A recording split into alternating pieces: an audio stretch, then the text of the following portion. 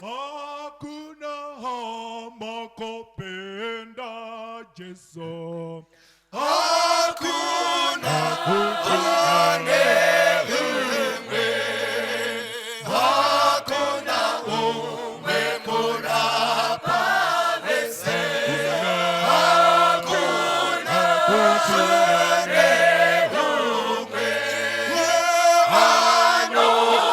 anoziwane namo Yesu.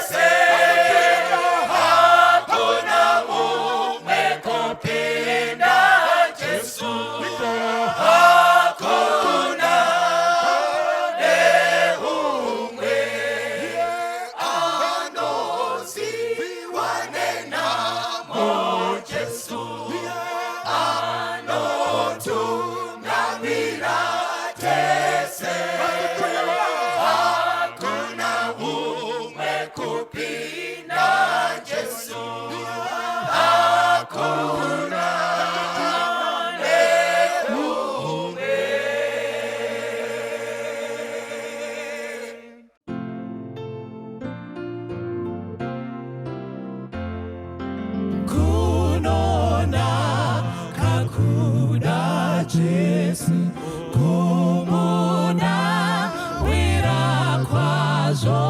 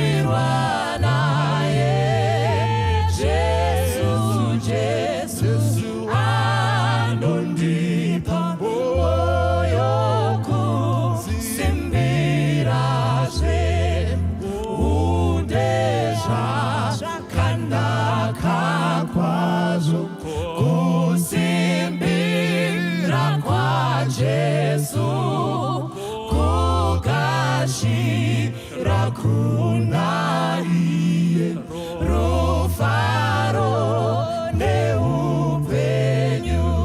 Jesu, Jesu, ndasimbira ndakabatsirwa naye. Jesu, Jesu, anondipa moyo kusimbirazve. Ndinofara ndakadzidza kusimbira kundemwi. Ndinoziva ndichagara pamwe nemwi ndarini. Jesu, Jesu, ndasimbira ndakabatsirwa naye. Jesu, Jesu, anondipa moyo kusimbirazve. Jesu, Jesu, ndasimbira ndakabatsirwa naye. Jesu, Jesu, anondipa moyo kusimbirazve. Tinotenda zvikuru, tinokukwazisai mese muzita raJesu Kristu. Apo tinosangana zvakare muchikamu chimwe chekunzwa vhangeri mumazuva edu ekupedzisira. Apo tiri kurarama mumazuva ekupetwa kwerungano rwapasi, mumazuva akaipa, mumazuva ekuvhunduka nekuvhundutswa. Asi kunyangwe zvakadaro, pachikamu chino tiri kutorana pamusoro wenyaya unoti Mwari vanoziva. Indeed, ichokwadi kuti Mwari vanoziva. Hapana chakawanzika chingatiwira mukati meupenyu hwedu icho Mwari vasingazivi, uye vachine hanya pamusoro pangu newe, vachine hanya pamusoro pemhuri yako nemhuri yangu. Kati mechikamu chino mwenguva pfupi iyoyi tinoda kupinda mukati meshoko raMwari ratichatanga naro ndizvakazarurwa chapter 2 verse ya 13. Zvakazarurwa chapter 2 verse ya 13. Shoko raMwari riri kuisa pachena apo Mwari ari kutaura kubudikidza nemuranda wavo Johani ari pachitsuwa chePotimasi. Ari kuti pavhesi ya 13, ndinoziva paunogara ndipo pane chigaro choushe chaSatani. Wakabatisisa zita rangu ukasaramba kutenda kwangu. Kunyangwe zvakadaro napamazuva aAndipasi, chapupu changu, munhu wangu wakatendeka, wakaurawa pakati penyu. Apo panogara Satani. Toda kutenda panguva ino apo tiri kusangana tichipanana tariro nekusimbisana mumazuva ekupedzisira. Apo shoko raMwari riri kuisa pachena kuti Mwari vanoziva kuti patinogara ndipo pane chigaro chaSatani. Indeed, diabhorosi warura. Asi kunyangwe zvakadaro, kunyangwe akarura kurudyi nekuruboshwe, kumaodzanyemba nekuchamhembe, Mwari achine hanya uye anoziva kutambudzika kwedu. Mwari vanoziva uye vachine nyasha pamusoro pangu newe. Zviri pachena kuti ranhasi raisafanirwa kubuda tichiriwana tiri wapenyu. Shungu dzadhiabhorosi takarara. Aiva achida kutitsimbirira kuhope kuti tibva tarara zvachose. Asi Mwari une nyasha, Mwari une hanya, unotibvisira miteyo nemisungo yose yewakaipa mukati meupenyu hwedu. Ane hanya pamusoro pangu newe. Zviri pachena zuro riya kuti pataifamba nzendo ndefu, tsaona dzakatiwira, tsaona dzatakasangana nadzo, muwengi wanga asunga miteyo yake kuti tibva tatsakatika nekuparadzwa pakarepo. Asi Mwari ngaaongwe nenyasha dzake, achine hanya pamusoro pangu newe, achine hanya pamusoro pemhuri yako neyangu, achine hanya pamusoro pasekuru wako naambuya wangu, achine hanya. Why aine hanya? Ane hanya yokuti iwe neni mumazuva mashoma ekurarama panyika ino titendeuke, tisiye mabasa akaipa, tinamatire kwazvo mukati mekururama. Mvura bvongodzeke ndiyo gadzami. Mwari vanoziva. Tichamhanya zvakare kuna 2 Corinthians chapter 4 verse ya 8. Apo tinoda kusimbiswa mukati mevafambi, po tinoda kusimbisana savafambi tichishanyira bhuku ravakorinde wekutanga chapter 4 verse ya 8 and 9. Rather panapa Pauro ari kubata zvezvakare imwe pfungwa inokosha. Pana vakorinde chapter 4 verse ya 8 and 9 and 10. Tinotambudzika pamativi ose, asi hatikanganiswi. Hatina kurasha moyo. Verse ya 9. Tinotambudzwa asi hatina kusiyiwa. Takawisirwa pasi asi hatina kuparadzwa. Tinoramba tichitakura nguva dzose mumuviri wedu kufa kwa Jesu Kristu, kuti neupenyu ubwo Jesu hwaakararama huratidzwe mumuviri wedu. Ipfungwa iri pachena, muranda waMwari. Ipfungwa iri pachena, mwana wamai. Apo shoko riri kuisa pachena, Mwari wacho pachena achitoziva kuti patakagara, takagara panogara muwengi. Zvino basa remuwengi nderekukuchidzira moto kumativi ese eupenyu hwedu, kuti tirashe kutenda, kuti tirashe kunamata, kuti tisiye patakabatirira. Hapo tine tariro yekudzoka kwemukomana, yekudzoka kwa Jesu Kristu kwechipiri. Pauro ari kuisa pachena achiti tinotambudzwa kumativi ose, takaiswa pachimanimani, kurudyi nekuruboshwe, nemaproblems enyika ino. Korona iri kubata ushe, ichifuhura nekubvuraudza nekuparadza mupasi rino rese tendereri. Takamanikidzwa, hardly pressed on every side. Takaiswa pavhaisi semombe dziri pachipani, haitsukunuki kurudyi kana kutarira kuruboshwe nekuda kwemachallenges enyika ino. Cancer iri kubata ushe mukati mepasi rino, hardly pressed on every side. Zvokudya zvonetsa mupasi rino, hardly pressed on every side. Mwari uchine hanya here, achitisiya tichitambudzika nenzira iyi.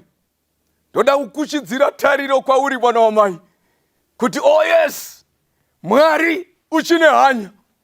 Mwari achina rudo, haatongosiyi wake. Neimwe mfungwa, neimwe nguva, unoti wakarurama wangu vachararama nekutenda. Kotoenda mberi uku, hatitembi homwe kuti dzakafuta sei, hatitembi zvikwama, hatitembi mabhanga kuti mune mari yakawanda sei. Tinotarira bedzi pamuchinjiko, nokuti ndipo pane sipiti reupenyu. Zuro riya zvakaitika mukati megwenga, vana vaIsraeri vari kufamba vachibva Kenani, vachibva Ijipita vachienda Kenani. Kwakaitika zvakaitika, nyoka dzikamuka dzikapenga pakati pavana vaIsraeri. Bati makorokoto, Mozisi anosimudza nyoka yendarira murenje. Vaitarira kunyoka yakanga yakasimudzwa naMozisi mukati merenje.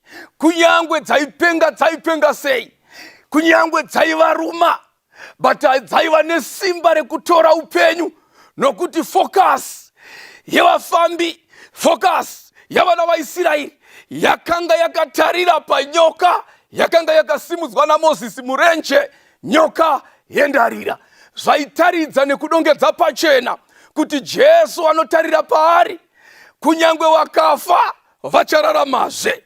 Tinotambudzwa kumativi ese. Mwari ngaongwe, asi hatina kuparadzwa uye hatina kusiyiwa. Kunyangwe zvinhu zvichiita sekunga zvakaita manyamamire nerongo, sasiya kutenda mwana wamai, sasiya kunamata mwana wamai, sasiya kuverenga shoko raMwari mwana wamai, nokuti pariri shoko ndipo pane upenyu usingaperi. Vese vanokurira, vese vanokunda pahondo iyi, vanokunda nesimba rekuramba vachirava shoko raMwari, nokuti ndiro simba rekukunda nekukurira muwengi. Tinotambudzwa kumativi ese, asi hatina kumanikidzwa. Takaiswa pachimanimani, asi makorokoto Mwari uchine hanya. Tikaenda kuna Jeremiah chapter 29 verse ya 11, Jeremiah achipa tariro kuwana vaIsraeri, anoisa pachena Mwari achitaura achiti, ndinoziva ndangariro dzandinadzo pamusoro peupenyu hwako, pamusoro pemumwe nemumwe. Hazvina basa kuti uri kupi mwana wamai. Mwari wane ndangariro pamusoro peupenyu hwako. Mwari wane hanya pamusoro peupenyu hwako. Mwari vanoziva pamusoro peupenyu hwako. Sazvidya moyo kana kurasha kutenda. Hazvina basa kuti uri kunyika ipi. Batirira pakutenda. Mwari vane hanya. Jeremiah ari kuchidzira tariro nekutenda kuvana vaIsraeri, apo ari kuisa pfungwa iyi kuti Mwari wane plani, Mwari wane zano pamusoro peupenyu hwako. God has a plan. God has a plan for you. Plani ya Mwari paupenyu hwako haiziye kuti ugumire muna First Street. Plani ya Mwari paupenyu huno haiziye kuti ugumire muJoburg mauri. Plani ya Mwari pamusoro peupenyu huno haiziye kuti ugumire muBirmingham mauri kurara mauri. Plani ya Mwari pamusoro peupenyu huno haiziye kuti ugumire muAmerica, muMichigan, Hollywood. Plani nezano raMwari nerekuti apo vatsvene pavachadaidzwa on that great day, kana wararama kuda kwaMwari, roll call peichadaidzwa, apo vatsvene wachizopinda mukati memazambara, newe ugone kukwana pakati pechita chichaponeswa. Mwari ari kuti ndine zano pamusoro peupenyu huno, pamusoro peupenyu hwako. Zano raainaro nderei? Zano raMwari pamusoro pako nderekuti vaponeswe pavachaponeswa, newe ugonewo kuponeseka.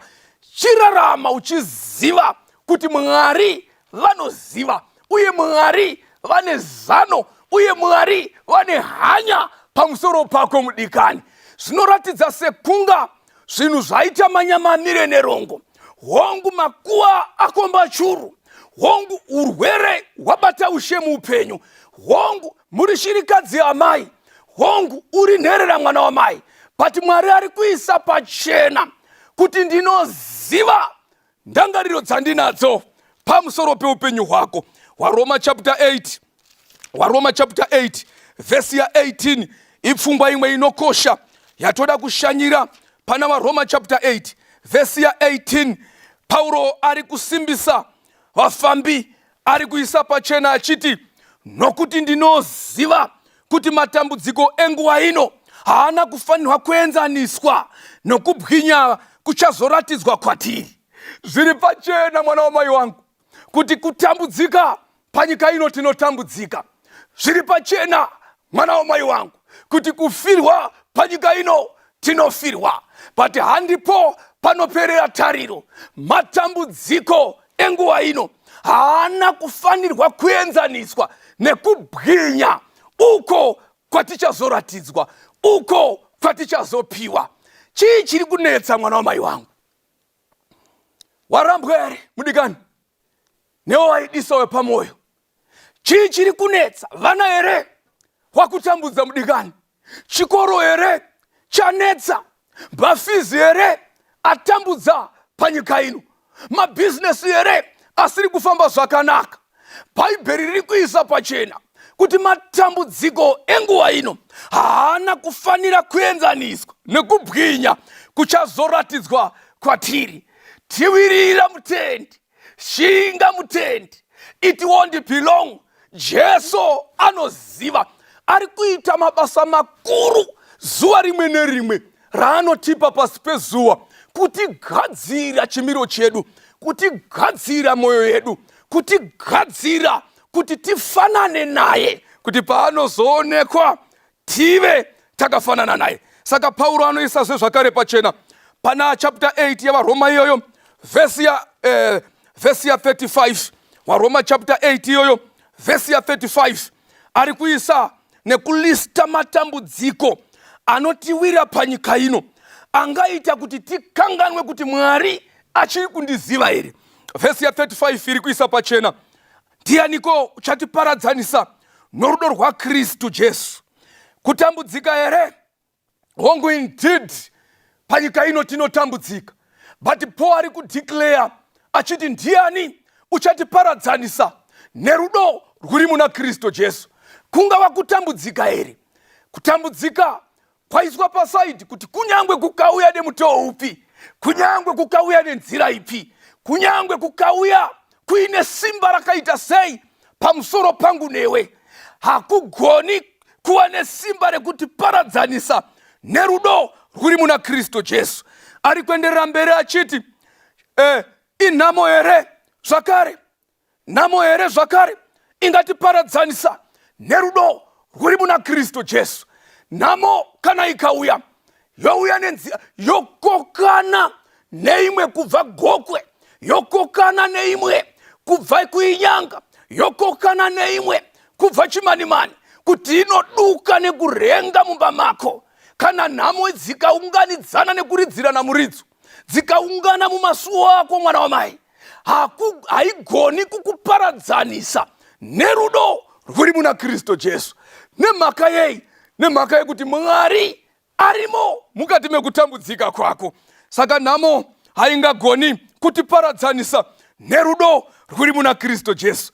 Ari kuenderera mberi achiti chiiko chimwe chingatiparadzanisa nerudo rwuri muna Kristu Jesu? Kungava kuwengwa here? Hongu kuwengwa kana vanhu vakabatana kuti vakuwenge, vehama vakakusema, wakadyara ruwengo zvakadaro zvekuti hakuna kana nemumwe chete kana nebenzi ringada kukushanyira mukati memasuo ako, kana nenhunzi ingada kukushanyira mukati memasuo ako. Ruwengo rwadyarwa pakati peupenyu hwako, muwengi akuchidzira moto weruwengo mukati mevanhu, ukauya nenzira iyoyo, shoko raMwari riri kuisa pachena kuti harugoni kukuparadzanisa nerudo rwuri muna Kristu Jesu. Zvikanzi inzara here? Nzara kana ikauya, bhaibheri riri kudeclare nekuramba kuti haigoni kutiparadzanisa nerudo rwuri muna Kristu Jesu. Why? Nekuti Mwari vanoziva, vane plan, vane zano. Tikaramba takaisa kutenda kwedu, neimwe nguva Paul unoisa pachena unoti ngatimhanye panhange mutange iyoyi. Takatarira kuna Jesu panhange mutange iyoyi, takatarira pamuchinjiko, tisingatarisi kurudyi kana kuruboshwe, asi maziso edu akaramba akatarira pamuchinjiko. Mwari unoita bipi raanoita kutikatanura kubva mukati memadzudzu, mukati menzara, mukati menhamo, mukati meruwengo, mukati mematambudziko anenge akatikomba. Iri kuenderera mberi ichiisa pachena kuti injodzi here ingagona kutiparadzanisa nerudo rwuri muna Kristu Jesu? Ungava munondo here ungagona kutiparadzanisa nerudo rwuri muna Kristu Jesu? Ndamhanya pavhesi ya 37 apo Pauro ari kudeclare achiramba kuti kwete pazvinhu izvi zvose tiri vakundi nekupfuurisa naiye wakatida, nokuti ndinoziva kwazvo kuti kunyangwe kana upenyu kana rufu kana vatumwa kana vakuru kana zvazvino kana zvazvinouya kana masimba api naapi kana kwakakwirira kana kwakadzika kana chinhu chipi nechipi chakasikwa hachingagoni kutiparadzanisa norudo rwaMwari rwuri muna Kristu Jesu. kati menguva ino tiri kuda kupanana tariro, mwana wamai wangu, kuti usatambudzika, usashupika nezvakakukomberedza. Ndezvenguva pfupi, matambudziko aya aripo kwenguva pfupi, ari kutesta kutenda kwako muna Ishe wako Jesu Kristu. Ramba wakabatirira. Mwari vanoziva. We are more than conquerors.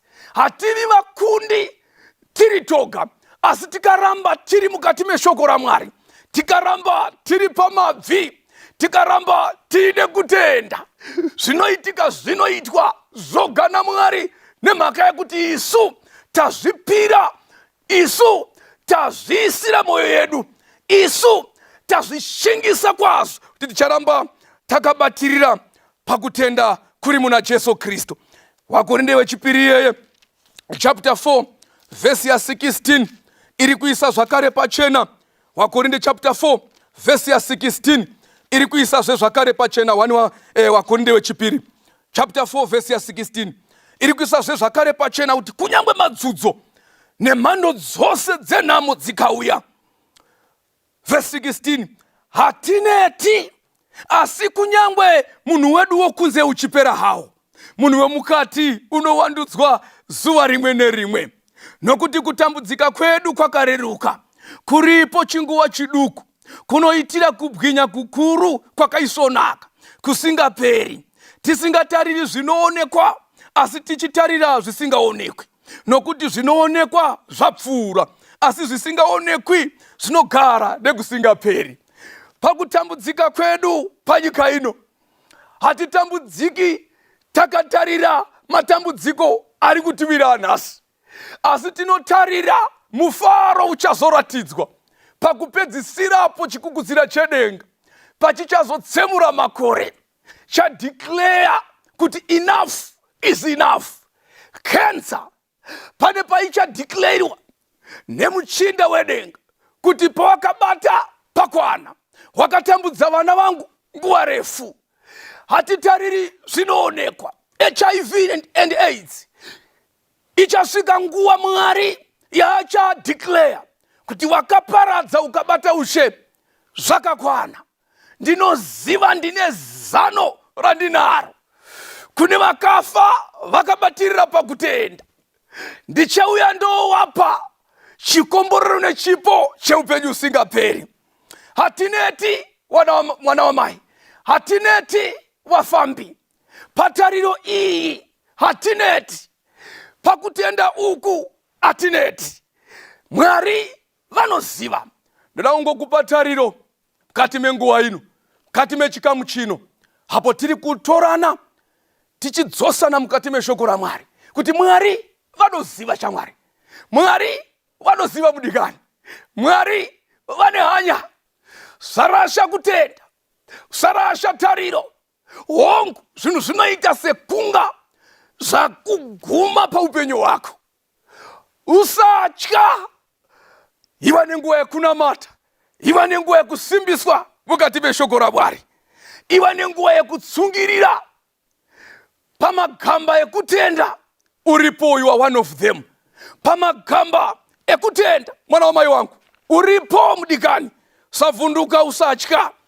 Pana kana chinu chingakuwira chaunofanira kuvhundudzwa nacho, kana kutambudzika kupi na kupi kukauya nemutoo upi, sarasa dembe, sarasa kutenda. Saka zvakazarurwa chapter 14 verse ya 12, shoko raMwari riri kuisa pachena kuti ndipo pane kutsungirira kwavatsvene vanochengeta murayiro yaMwari nekutenda muna Jesu Kristu. Kutsungirira, hatitsungiriri pasina machallenges, hatitsungiriri pasina matambudziko. Kutsungirirwa kunotsungirirwa mukuvhuvhuta kwemhepo huru mupasi rino. Nemhepo kana dzichivhuvhuta, dzinovhuvhuta zvakasiyana siyana, sezvataurwa naPauro pavaroma chapter 8, kuti mhepo dzinogona kuvhuvhuta dzosiya marara enhamo mukati memavazhe ako. Mhepo dzinogona kuvhuvhuta dzepanyika ino dzosiya marara eruvengo, hama dzokusema.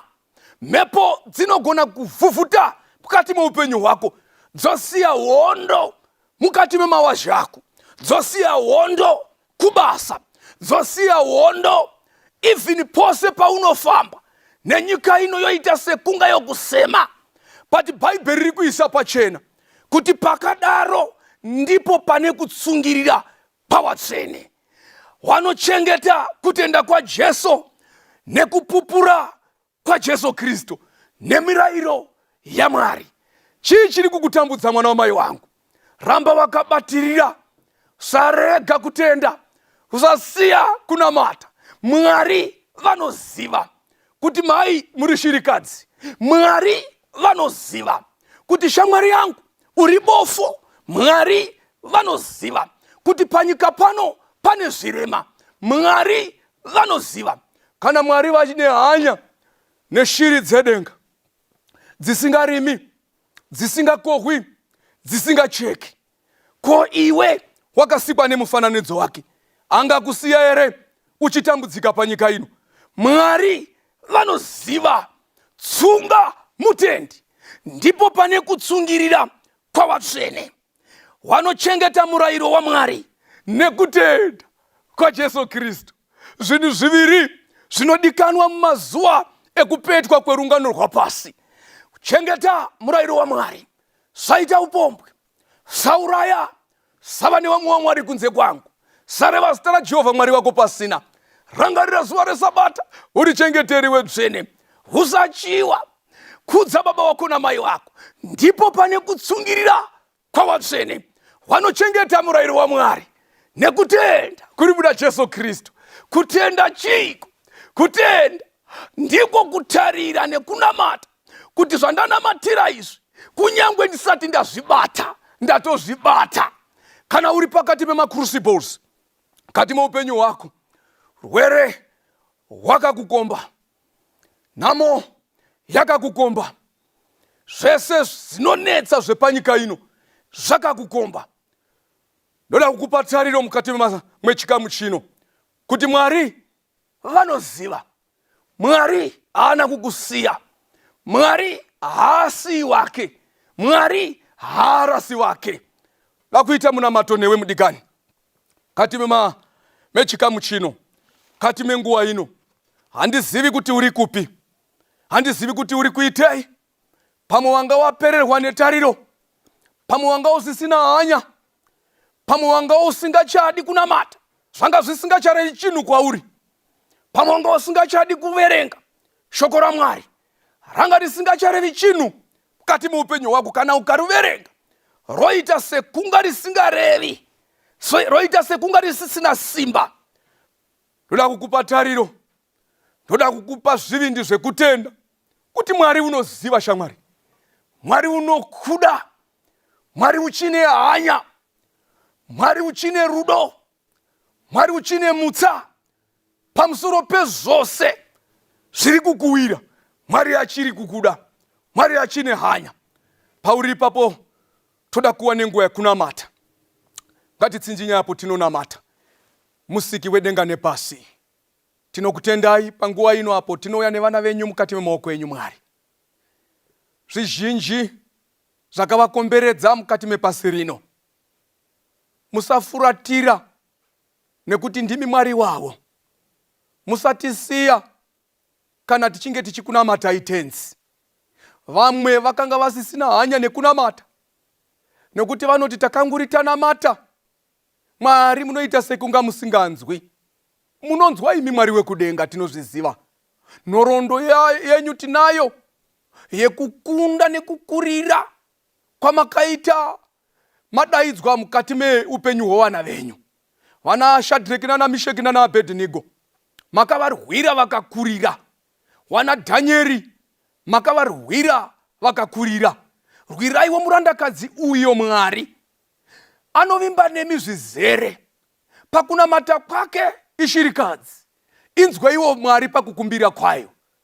Rwiraiwo nherera idzo, dzirwireiwo tenzi, rwiraiwo Mwari wekudenga babavo.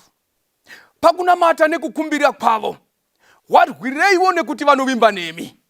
Imi Mwari wekudenga, hamuna nhoroondo uye kana kufuratira vana venyu mukati mekunda daidza kwavo, tiitire yose kukumbira kwedu, mutirwire kubva parugombwe rwomuteyi. Mumazuva ekupedzisirapo muwenge achirura, tibatsireiwo Mwari wekudenga kuti tive tinokunda. Tatenda kuti muchamira nesu uye munonzwa patinonamata. Muzita raJesu Kristu, amen. Imba imba zekuneni, mazwi eupenyu. Ngandione kunakawo, mazwi eupenyu. Mazwi akanaka, anondidzidzisa. Mazwi aya akanaka, mazwi eupenyu. Mazwi aya akanaka, mazwi eupenyu. Kristu anovapa vese, mazwi eupenyu. Inzwanyi imwi vatadzi, mazwi eupenyu. Anotipa tese, tinozova vake. Mazwi aya akanaka, mazwi eupenyu. Mazwi aya akanaka, mazwi eupenyu. Raura zvevangeriro, mazwi eupenyu. Vese vachasunungurwa, Jesu muponesi.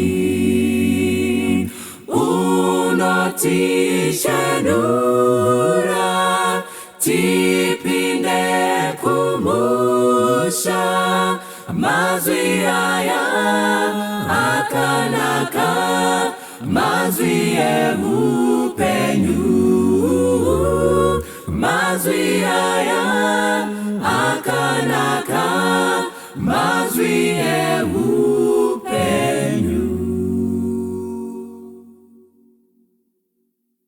Nongisa Jesu anachitema, upenyu wake wapiweni.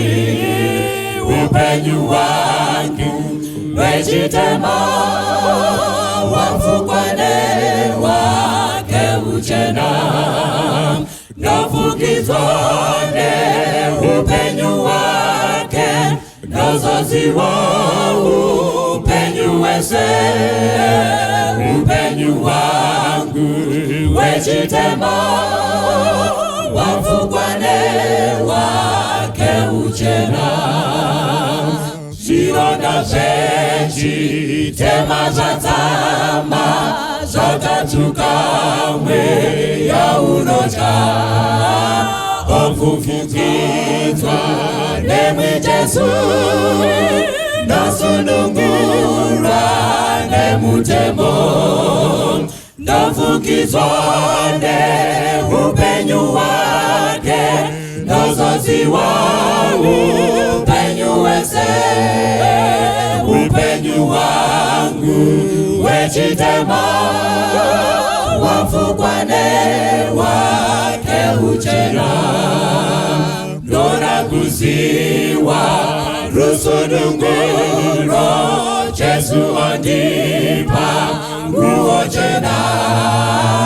Naikashira yangu ndarasa, ndinopfeka upenyu wenyu.